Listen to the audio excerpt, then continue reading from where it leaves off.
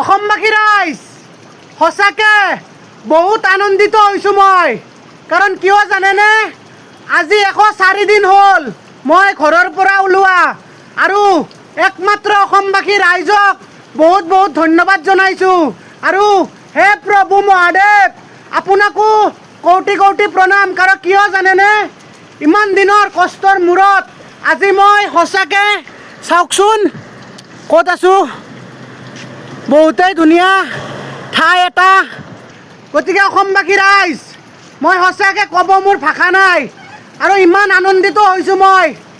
আজি মোৰ 104 দিন ধৰি মই পাহাৰৰ প্ৰায় আজি 12 দিন ধৰি খোজকাঢ়ি আছোঁ উত্তৰাখণ্ডত।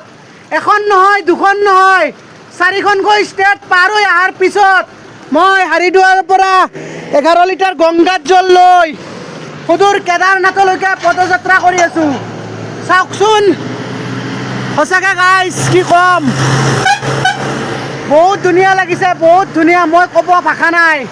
গতিকে ভিডিঅ'টো চাই থাকিব, আৰু এনেকুৱা ধৰণৰ নেচাৰেল প্লেচ আপোনালোকক দেখাই থাকিম।